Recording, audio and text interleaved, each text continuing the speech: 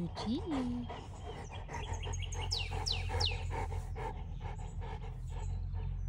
Don't give me this ball. I'm gonna eat it.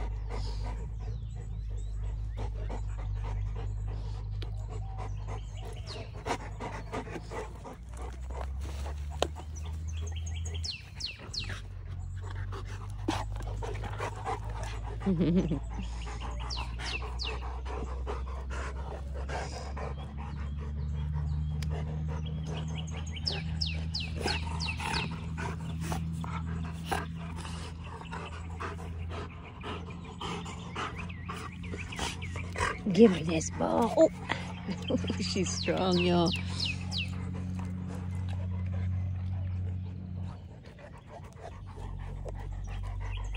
Don't you?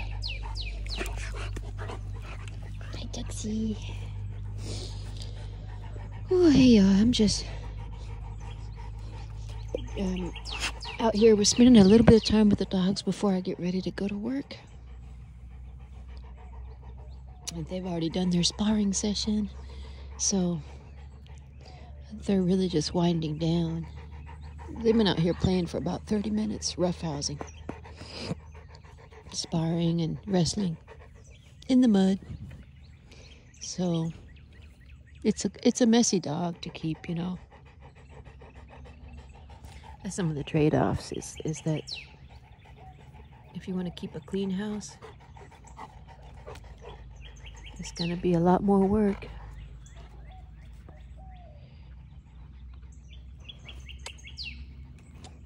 Because it's very muddy out here today. Dolce, ready? Go get it. Get it, Lucia. Structure.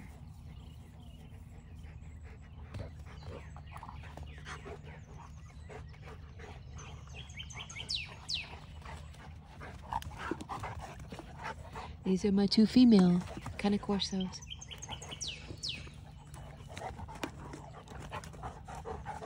And she's a puppy, actually. Lucia's 8 months old, just turned 8 months old. And Dolce's 3 years old. So yeah, look at that size difference. Lucia are already towering over Dolce. Look at her trying to be dominant.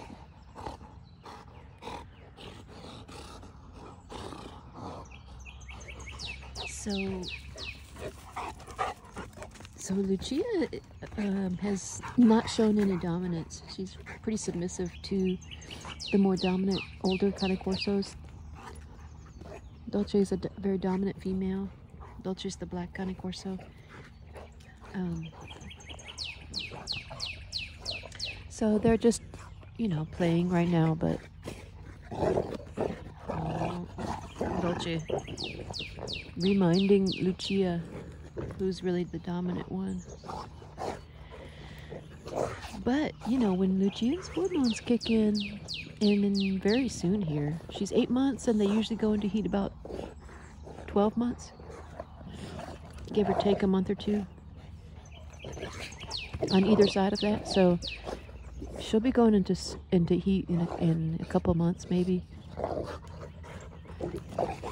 So that dynamic is going to change.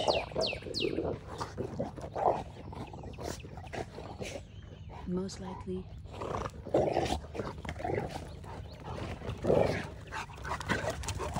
Oh.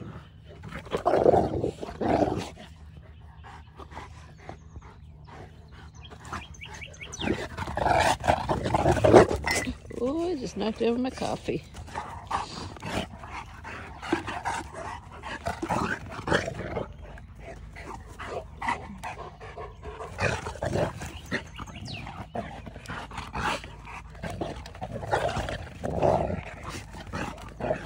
Well, so I thought they were done sparring, but they're not. So, man, they get so much exercise by doing this.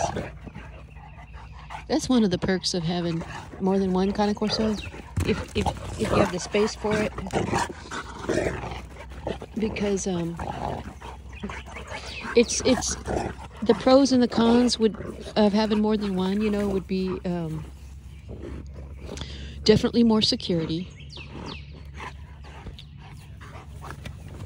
So, you know, you'll have that more protection.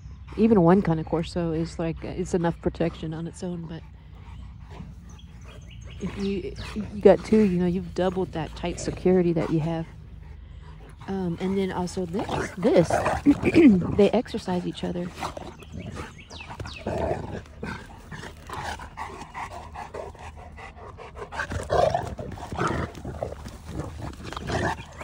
But then on the flip side, the con would be that there's always risk of a fight or an accident.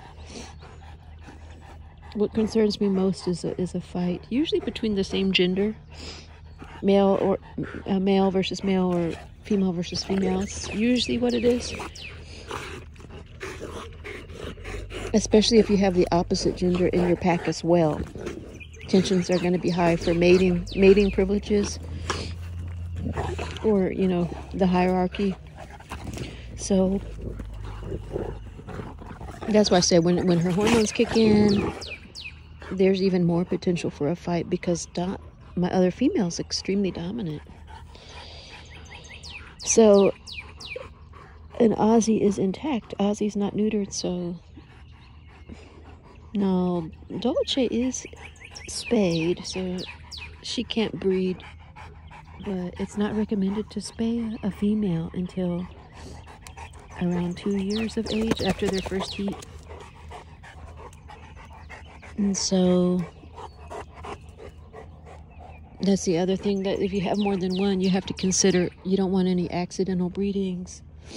And because the breed relies so much on hormones, males and females, it's really not recommended to spay a male ever, but for health reasons. But the female, so then if you have another female, and it's not recommended to I mean, did I say spay on the male? Hopefully not. It's not recommended to neuter a male ever, but and then when you pair a male with a female in your pack, and you don't plan on breeding, at least not, female should not be bred until after the first heat, really after the second heat. So then, you know, if you have those two in your pack, you really have to separate them. And in my situation, that's not a feasible option, since I don't have anybody else to watch over them. And I don't want to keep them in a cage for 12 hours while I work. Anyway, some of the things to think about. There's Tux. There's Tuxie. Tux is the Pit Lab mix. Hi, Tux. Ooh, I got a genetic test pending on Tux, y'all.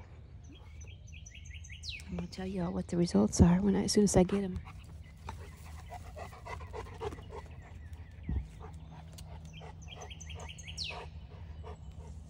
But yeah, another con to having more than one would be more mess to clean up.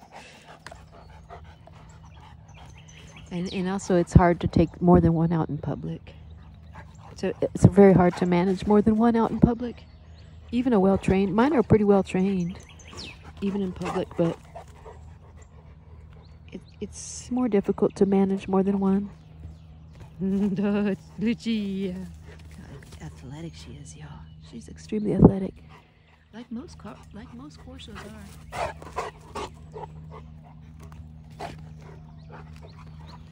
You see, okay, before I started filming, I thought they were done doing their sparring, because they had already been sparring like this for 30 minutes, and they're still going at it.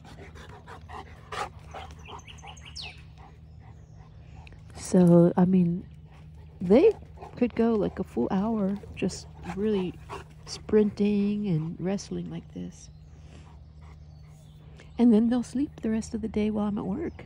I'll get ready to go to work, and they'll sleep until about, 5, 6 p.m.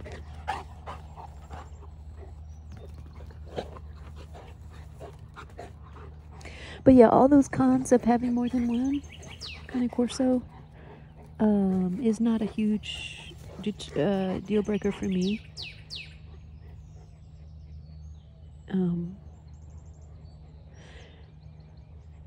So I think from my situation, since I'm only one person and I have the land to be able to have more than one comfortably, that the advantage of having more than one as far as them getting all the exercise, and oh, I forgot to mention another advantage of having more than one is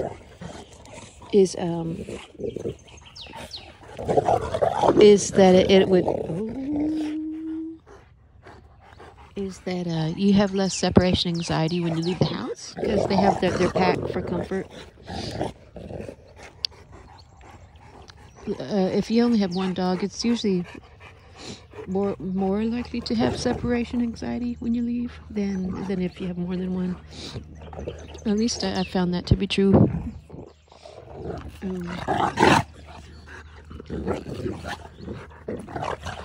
And then a con would be, you know, more expense. Definitely, that's the obvious one. It's way more expensive to have more than one.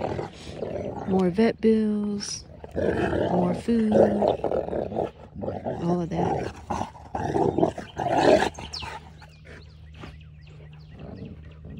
Hi, Papa. Hi, Papa. Dolce.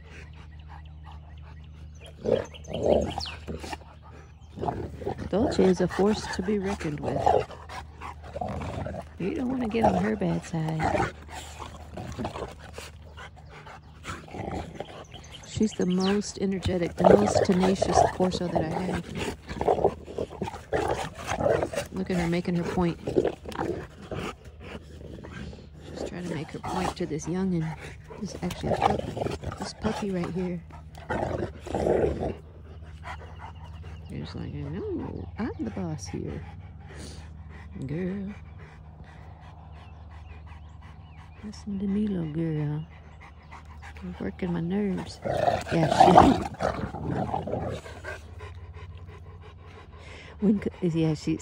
she's making her really submit. She's towering over her until she completely submits.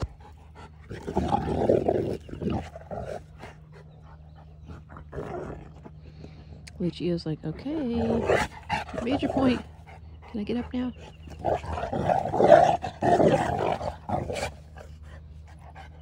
Dolce. And don't worry, y'all. She's not hurt at all. Dolce is not biting down hard. She's just very lightly putting her muzzle over Lucia. And she makes these growling noises that sound serious, but it's not. This is all mock fighting. And also, it is gesturing too, as well as she's making a point of asserting her dominance. So there's a purpose to the motions, you know, that they do. Ah, look how tall she is. Look at those two females. Sue's so tall. 8 months old, and versus 3 years. Isn't that amazing? Anyway, y'all, I gotta get ready for work, so I'm gonna end this video here, and I will talk at y'all later. Hope you're having a good day. Say bye, Ozzy. What's up, Papa? See, big man Oz. Big man Ozzy. What's that, Papa? Say bye, Papa. Hello. Ozzy. What was it, Papa?